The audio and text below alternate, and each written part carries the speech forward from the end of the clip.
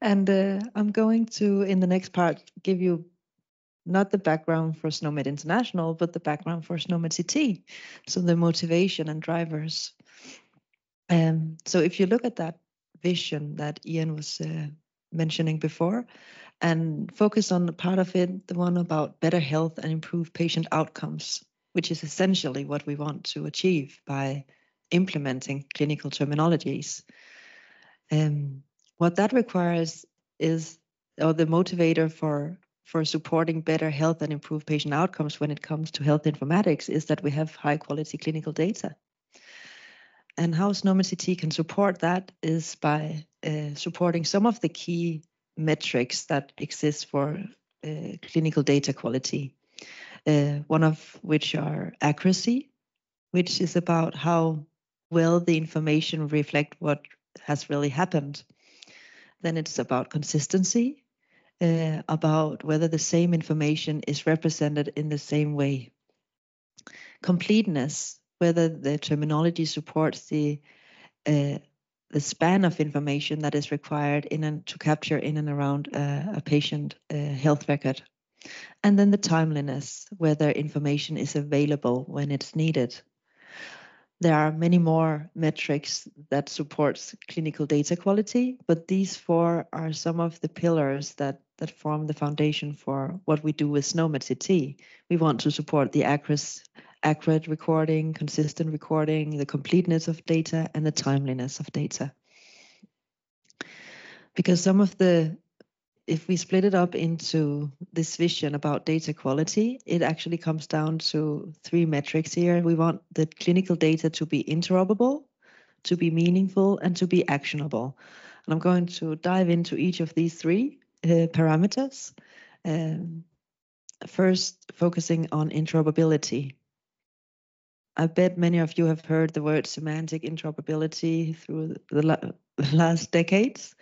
But here I want to just talk a bit about our view on this. So all around the world, clinical data is captured by physicians in different organizations, in different systems, and it leads to an immense amount of data being captured every day. And the objective with that data recording is that the clinicians are able to deliver the best possible service and make the relevant enhancements to also improve the services that are delivered.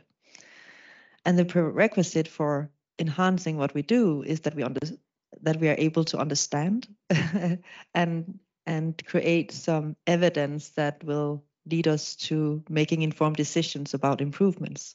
And the prerequisite for that is that information is readily available and easy to understand, not only for humans, because we understand free text very well, but computers does not necessarily understand the free text in the same way as we do.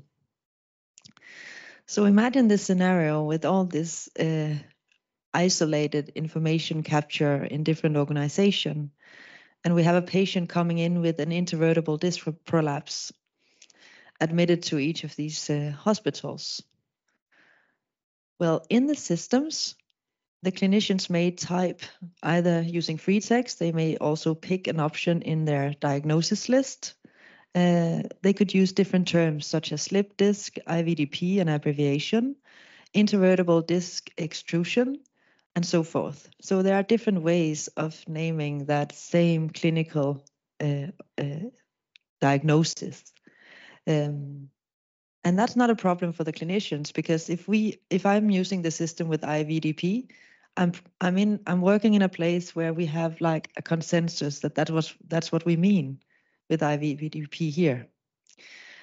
At the database level, each of these systems may be configured so that when using that term, we store a certain code. So it may be a classification code. It may also be some proprietary code that we have defined within our own system. But the thing is that these systems, you can say that they don't speak the same language, not even at an interface level and not even at a database level. So we don't use the same alphabet. And why is that a problem?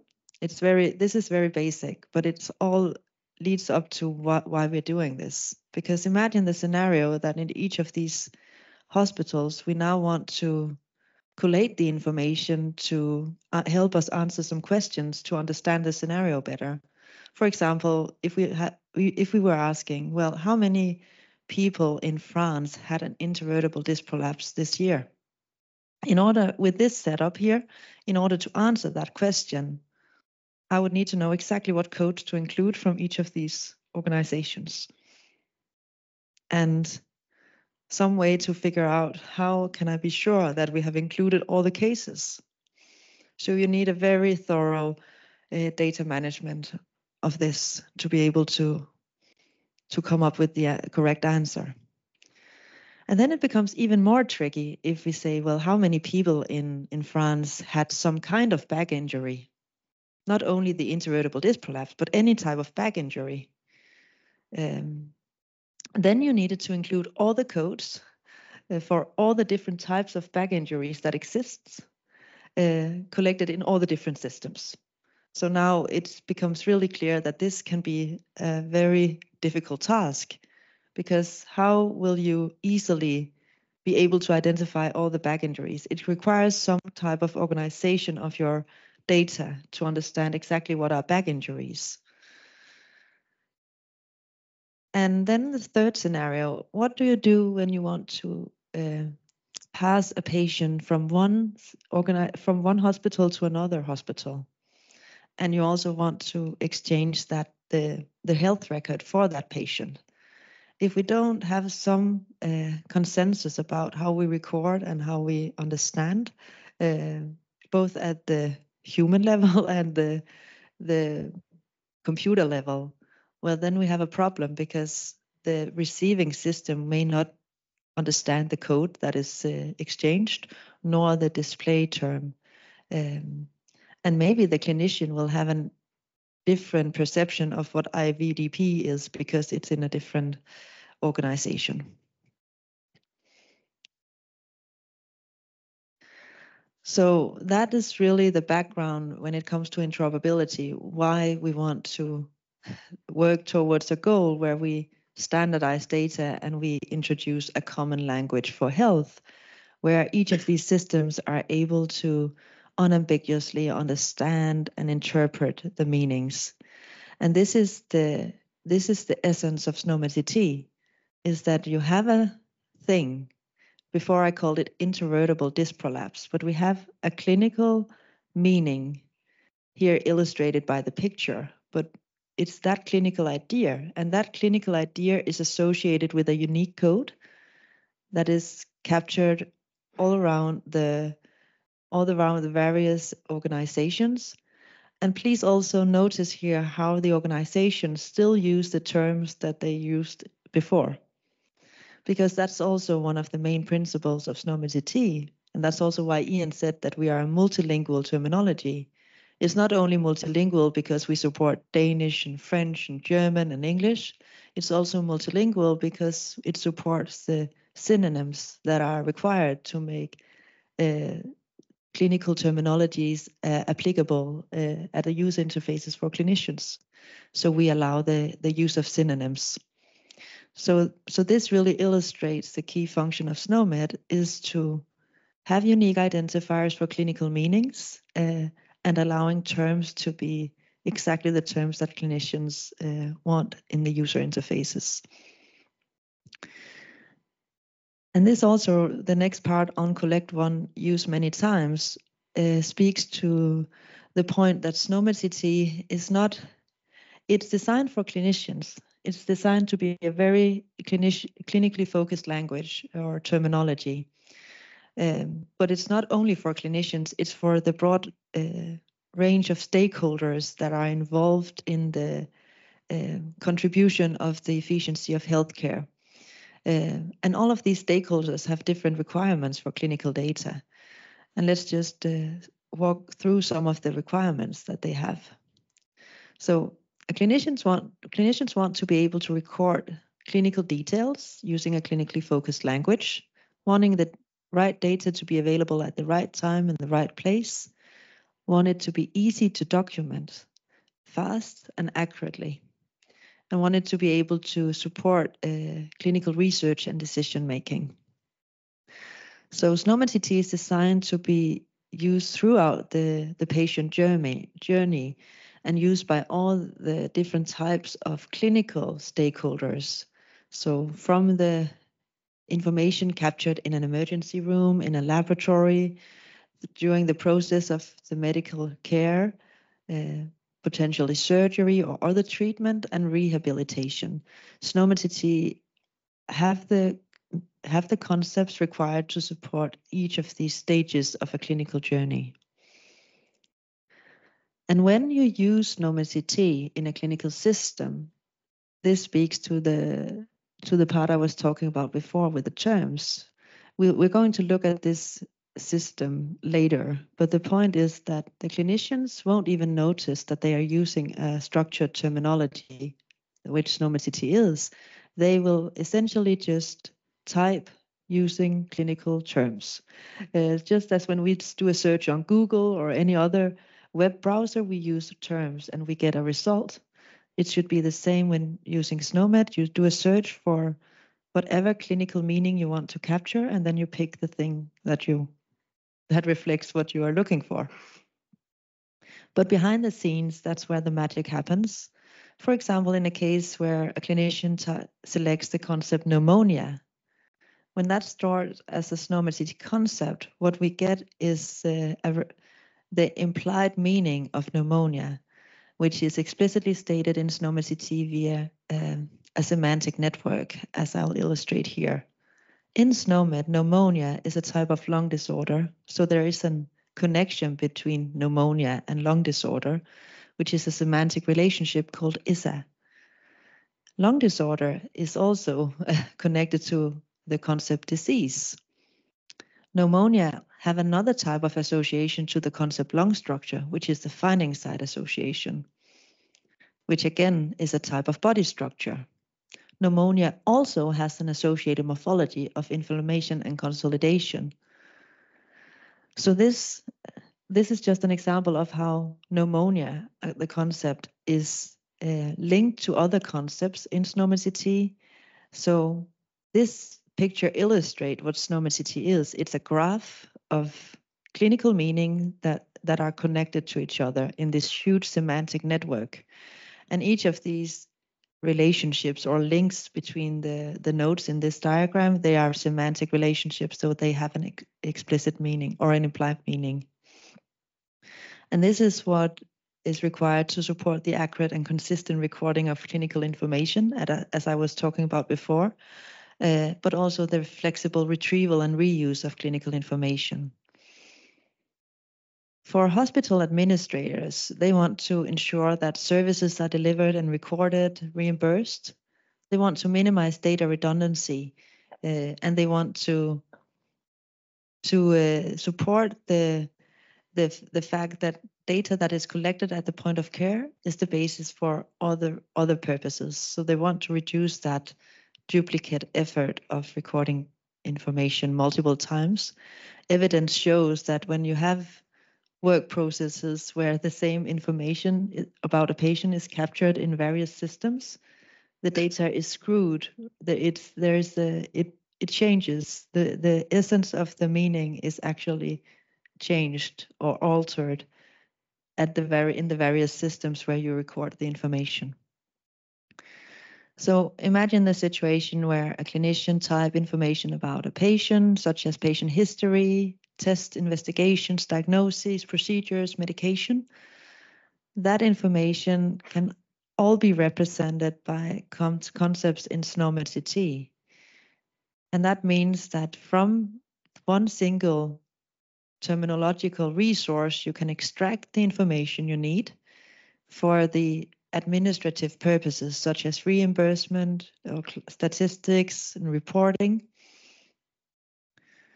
And this is very aligned with the requirements that an data analyst have, who want to be able to standardize and collate data, often about diseases or mortality, but it could also be procedures and the association between procedures and diseases or treatments and diagnoses. They want to be able to perform analysis to better understand the health state of the population, and also want to be able to deliver some statistical analysis, maybe about the frequency of diseases or the causes of death.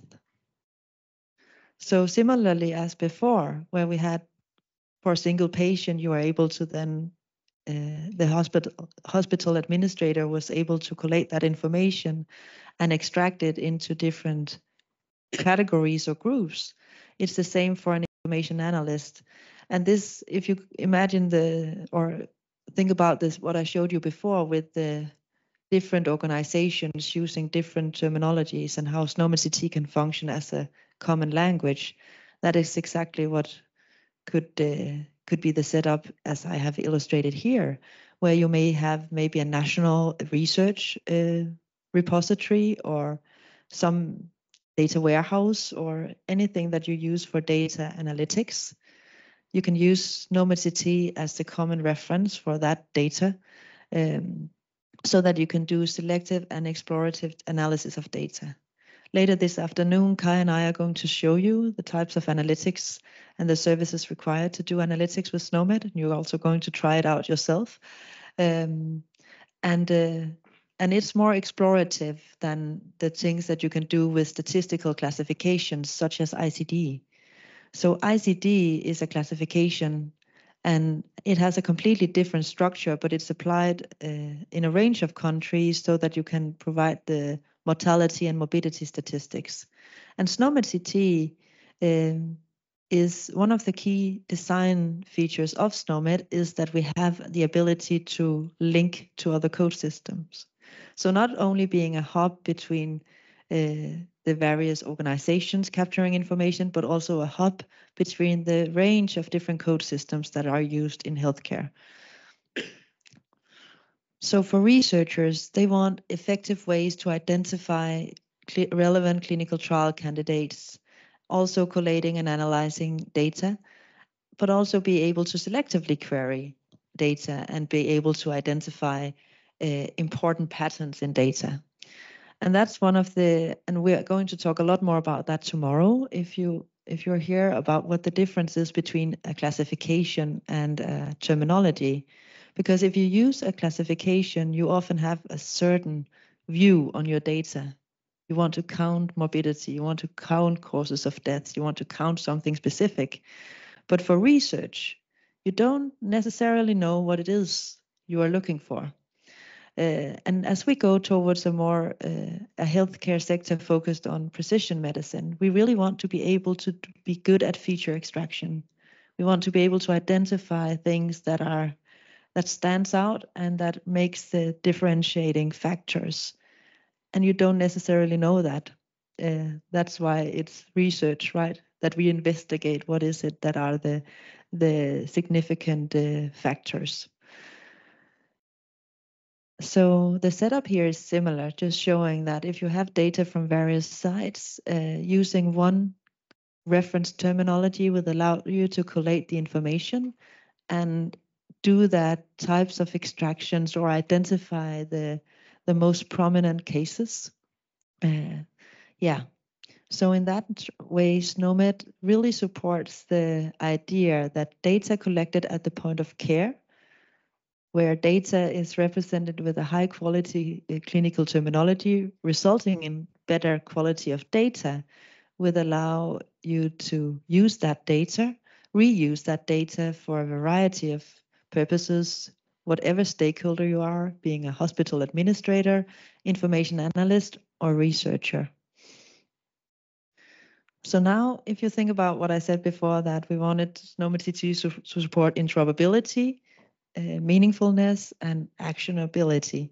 We have now spoken about interoperability. And let's now move into what we mean with the meaningfulness and actionability. So this relates to the semantic network and what I was showing you before, how SNOMED CT really tries to represent meanings explicitly. Think about a clinician giving the term myocardial infarction. A clinician would know what that means. from his medical studies that it's a type of ischemic heart disease, that it involves a necrosis of the myocardial structure, and it involves tissue death and so forth. So all that clinical knowledge is part of the medical training. The clinician would also know that whether I say heart attack, MI, cardiac infarction, they would have an understanding of whether they are synonymous or not. Computers, although they become very clever, they need help to have the same kind of understanding, or at least getting close to a similar understanding, at least to be able to process information in the same way that the human brain. So that's why that semantic network, it's important, because that supports that kind of processing that is required to understand what do we mean when we say a myocardial infarction? What do we mean when we say diabetes? What do we mean when we say an appendectomy? So these semantic relationships of different kinds are useful because they support effective searching. They are able to support the very accurate representation of the clinical situation. And as you'll see, it's really the key to the powerful analytics features of SNOMED, which are also important when you want to establish intelligent clinical decision support systems and knowledge linkage. So these are just 4 of the relationships that are used to define a myocardial infarction. And when I say semantic relationships, it's really that some of the relationships, or all relationships, has a specific type. So ISA relationships are different to finding sites. So you can see that the association between a myocardial infarction and myocardium structure is different from the association between myocardial infarction and the morphology infarct, because it's either the finding site or the associated morphology association. And this is really what makes it easy to extract, well, what is the site of a myocardial infarction? I can easily extract that that's the myocardium structure.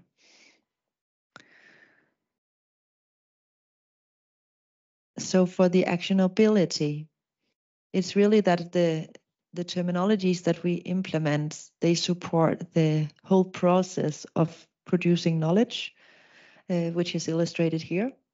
So from the point of capturing clinical data, if we're able to extract that clinical data and performing analytics over them, we are then able to easily do research and increase the knowledge, create evidence, and that knowledge that we build will be fed back to the clinicians, or either as research papers, new documents, but it could also be integrated into the systems as new CDS features.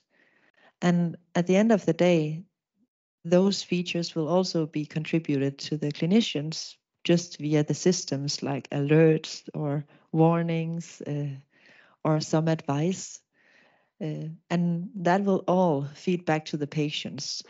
So it's really about taking all the efforts that are spent on documenting clinical data and putting it into an ecosystem where we actually all the time provides the basis for increasing the knowledge and having more efficient ways of increasing the knowledge, hopefully faster finding treatments for diseases and establishing new best practices for workflows. And it's not only for patients, but it's also for the populations. So what kinds of initiatives could you do? What policies and preventions can we do at a more national or population-oriented stage?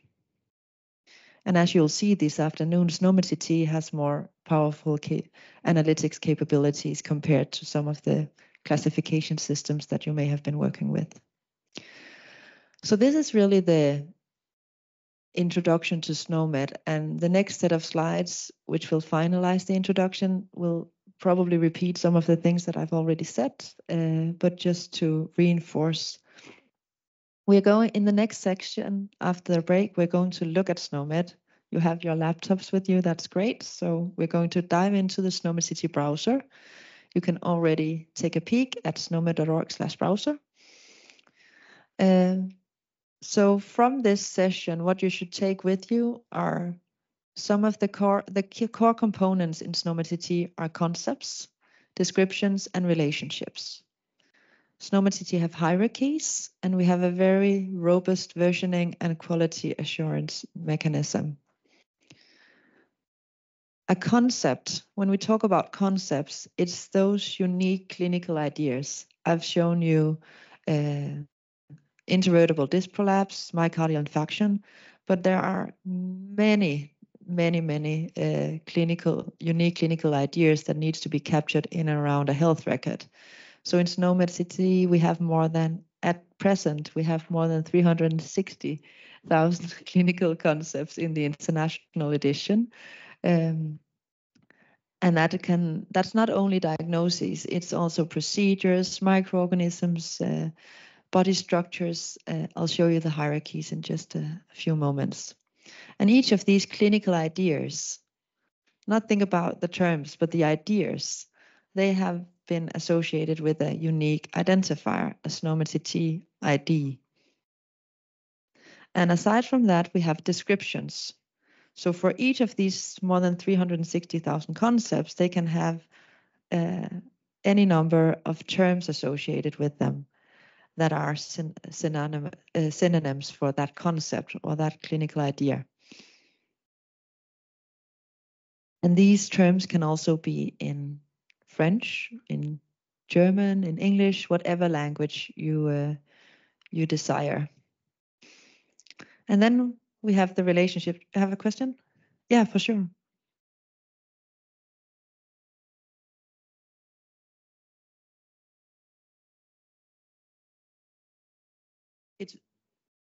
Descriptions is so we have actually in SNOMED different types of descriptions. We have one term that is called the fully specified names, that is like the unambiguous representation. Then we have a set of synonyms that are just the terms that a clinician would probably search for. And then we have a third type, which is called a text definition. So that has going into the specification, it allows for a longer definition of what that concept is. And it's not all the concepts in SNOMED CT that has a text definition, but it's something that you can add if you want. And it's definitely something that is useful if you want to have some intelligent systems, for example, for natural language processing and stuff, for sure. But these descriptions are components with a unique identifier, just as the concepts. So they are something that is explicitly defined for each instance of a description. Yeah.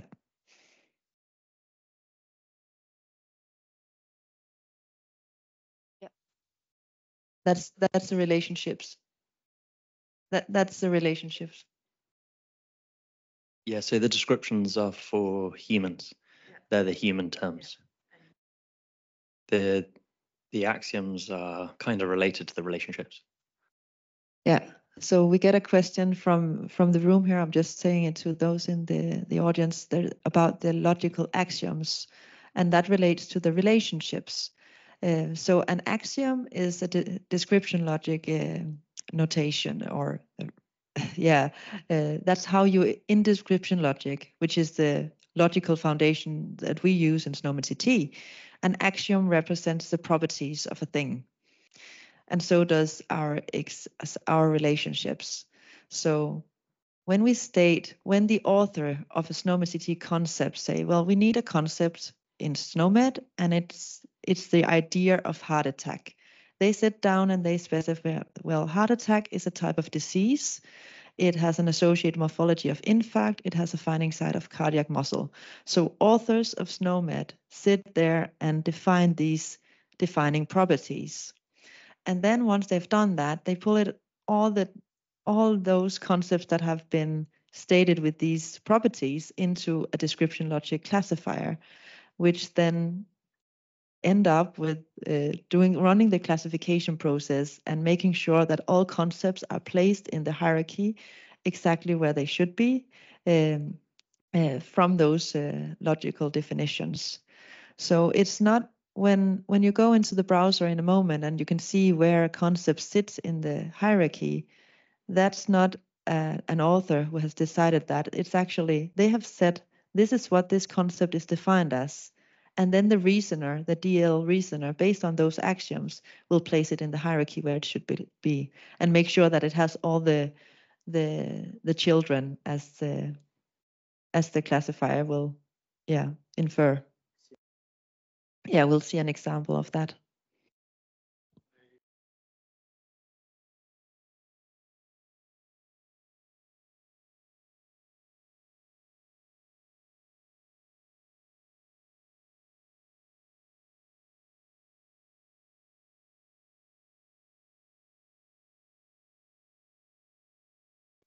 So the question is what the difference is between an axiom and a relationship.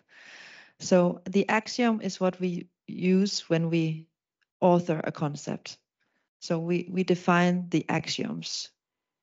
And in our system, it looks like relationships. We say, well, there's a property, now it's a tooling thing. These are the properties. But in the backend, we create a DL axiom. Then we run it through the classification process. And the result of that is, we derive then the necessary normal form, which are the relationships that you see here. So it's not an axiom because the axiom is the input to the classifier, but the output is what we see here, the relationships, which is a SNOMED CT thing, that we have relationships between concepts. Okay, thank you. It's a good question.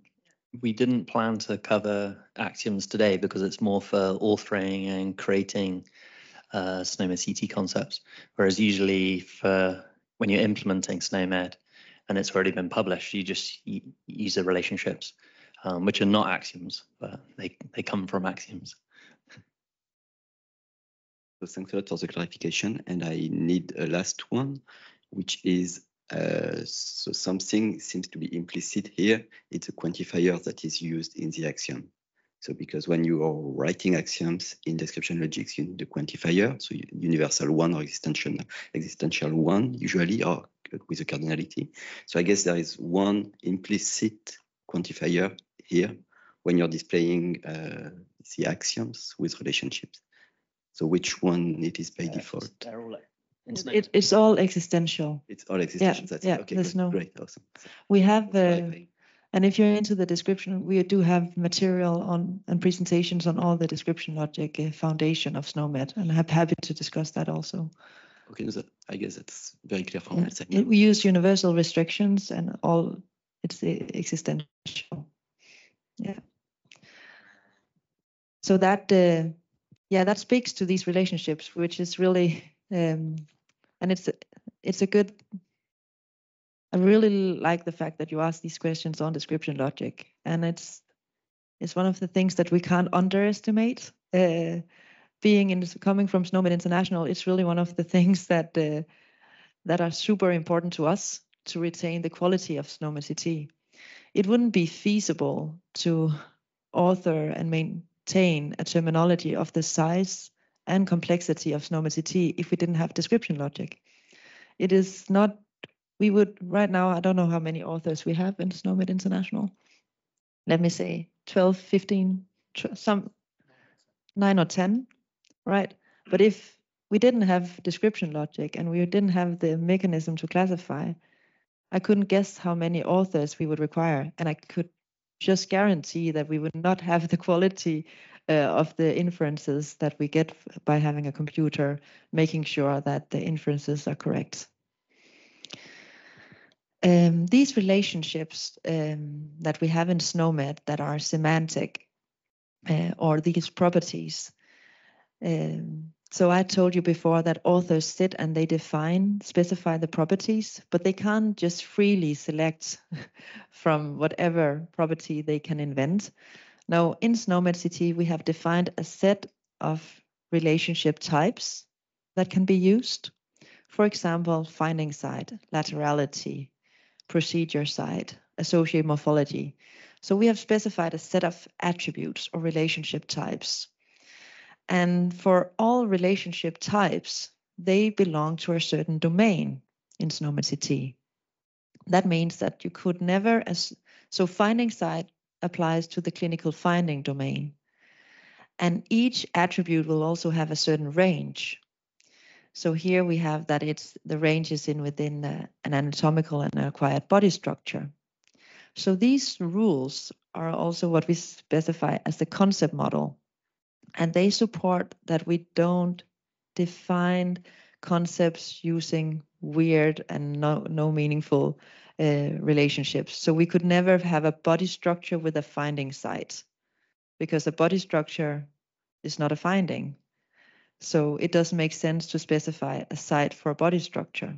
But it does make sense to use a body structure as the value of the finding. So for all of these relationships that we can establish, there are rules for how we can use them. And that's within the concept model.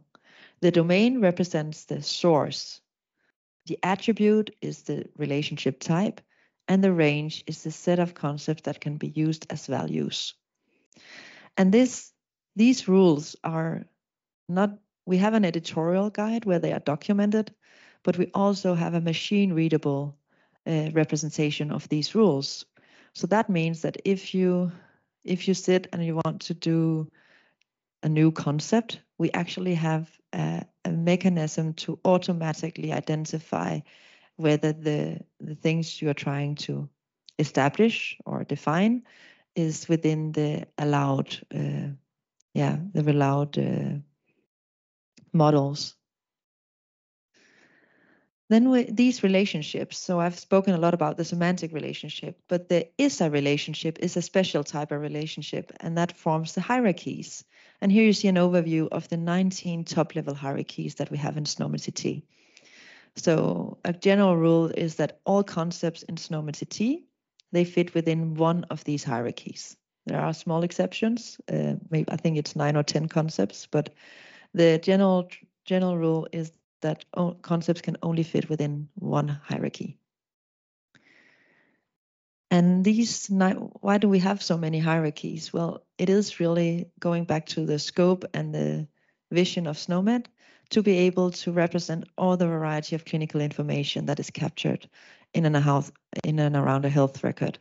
So that's why SNOMED CT is not just designed to include diagnoses or procedures. No, we have the span of information within these 19 top-level hierarchies. Then more onto the quality aspect. So at SNOMED International, we are devoted to ensuring that we have a terminology that is of high quality with regular updates so that we are able to adapt to any changes and new requirement. We have groups of experienced terminology authors and technical experts. People who sit and author SNOMED CT concepts are people who have a clinical understanding and knowledge of the type of concepts that they are modeling. We have ongoing collaborations with experts. So if we are modeling concepts, for example, if we're in a project where we are modeling a certain branch of SNOMED CT, we have thorough collaboration with subject matter experts. But that also goes into collaborations with other standards development organizations, other technical stakeholders. We want SNOMED CT to be a pillar in the e-health environment. So that's also part of our efforts on collaboration. Then we have thorough release validation. So we publish a new version of the international edition every month. And we couldn't do that without having very thorough and also computer supported release processes.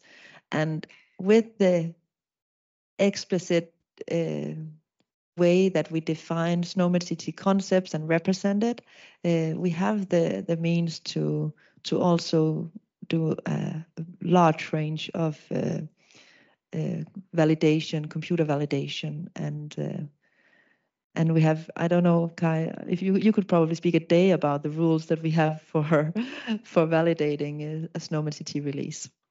And then we have the more soft side of things. We have documents, educational material, online training on SNOMED CT. So we don't, when we make changes and improvements to SNOMED CT, we always make sure that it's supported by guidance and educational material.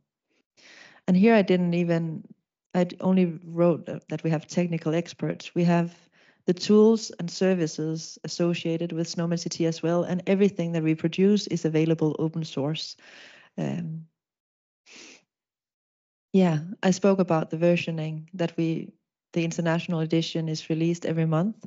And then a design feature of SNOMED CT that we haven't talked about yet is about the extension mechanism. That if you are in a country, if you are in an organization and you have your own requirements to SNOMED CT, then we have the mechanism to create extensions. If you want to create subsets and maps or other artifacts, new terms, then you can create an extension. It may also be that there are concepts that you find is missing, but isn't maybe for some reason not suitable for the international edition. You want to include them in your own extension. That's possible too. And we have the services and tools to support that. So that leads us to the end of the introduction. And if there are anyone online having questions, please you can write them in the chat. You can raise your hand and yeah. Thanks a lot for the presentation. I have many questions, and maybe I will just stay with a few of them and hope that over the day we will go through the others. Maybe like a global positioning question for SNOMED CT, in particular in regards to the UMLS. Is it part of it? Is it independent? How the licensing is managed compared to the UMLS license? I can repeat the question. Yes, I'm independent, so I won't comment on it. So UMLS is a way of distributing multiple terminologies in the US. The challenge with UMLS is it incorporates a number of different terminologies, a number of different classifications, and provides linkages between them within UMLS. Where validated mappings exist. So for example, part of the SNOMED release includes maps between SNOMED and ICD-10, which we developed in consultation with the WHO. So there's a whole lot of quality assurance goes into it, mapping, rules, and various other things agreed by both organizations. Where those exist, UMLS will use those. But in the majority of cases, UMLS simply links together based on terms. So whatever the description is, if the words match, then it provides a link. Now, in some cases, that's okay, it's quite acceptable. There are other clinical cases where that is making quite a big leap, saying that these words match these words at a concept level, because it doesn't always follow. Also, a lot of it is driven by the English language. So we won't get into the debate about UK English versus US English. But just in terms of it's very English focused. If you look at some of the translations, particularly in the US, mainly on South American Spanish, because that's mandated for use within the US, there are some challenges, and that just becomes greater as you bring in more languages into that. So UMLS is a resource, but it comes with a health warning, is probably the best way of describing it. But there's no collaboration between us and UMLS. We provide SNOMED to the US the same as we provide SNOMED to France. The way they distribute it happens to be through UMLS, but that's their distribution mechanism. It's not a collaboration between us and them. Correct. So, yeah, that's probably worth mentioning. So the same as you will in the fullness of time over here, develop an edition, a French edition to SNOMED. So we produce the international release where all the concepts have international applicability. So, you know, if you talk about an abdomen, it's the same in France as it is in Indonesia or Argentina or whatever. But within countries, you also have a number of either concepts which are unique, usually linked to things like administrative procedures, which are very unique to the country, or also the editions allow you to add translations. So the French translations will be made available as part of the French edition. It isn't just the translations, but also which translations are the preferred terms, essentially. So what would you expect to see in a system in France? The same as the US. So the US have a US edition, which is what's included in UMLS. So the US edition will include the international release and some additional concepts that have been added, particularly for US usage. Thanks. Anything else? Yeah, sure.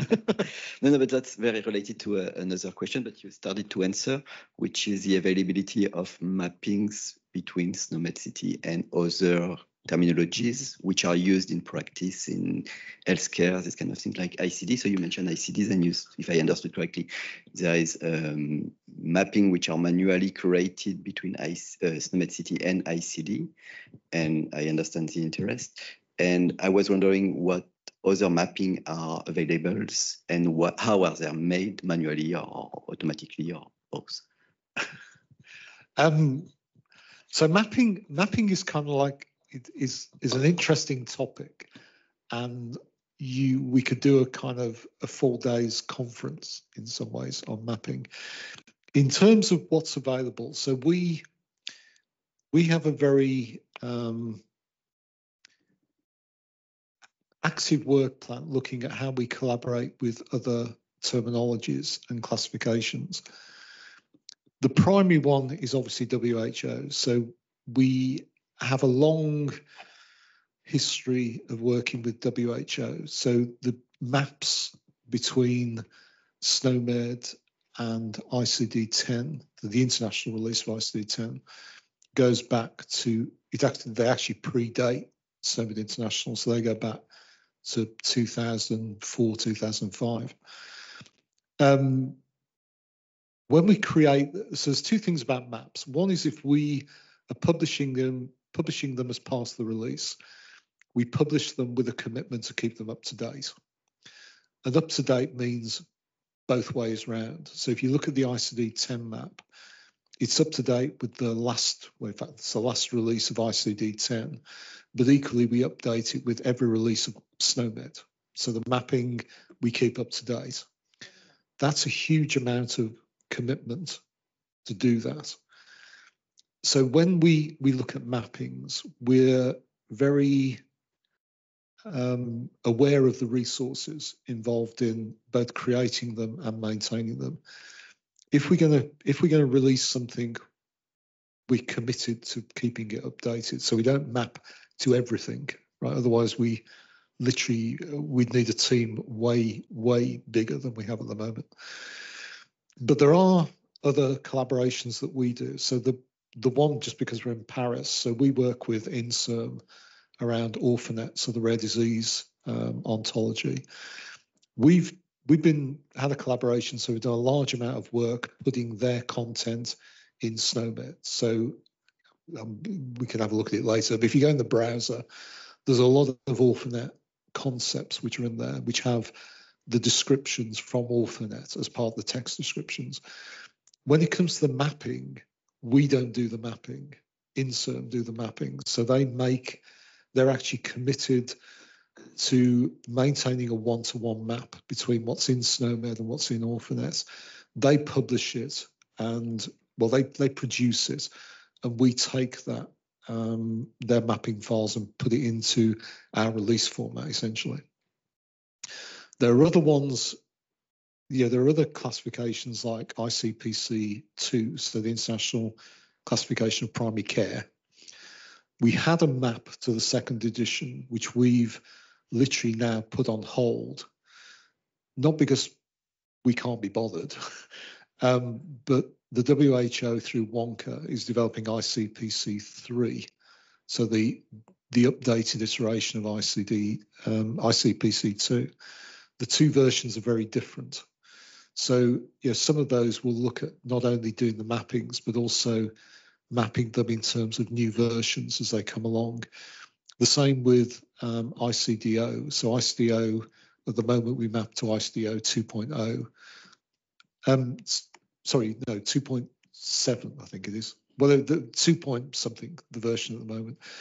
We're looking at whether or not we update that to 3.2 and 3.7, or whether we just wait and update it to 4.0.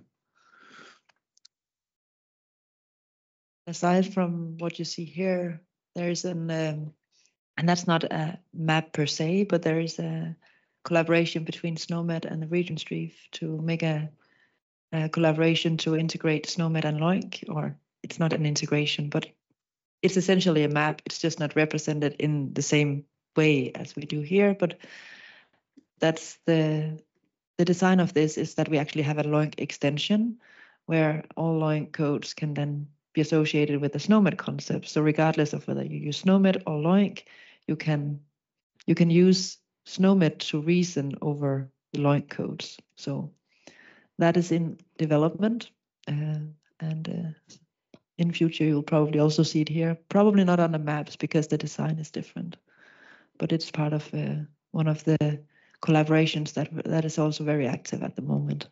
Thank you for the answer.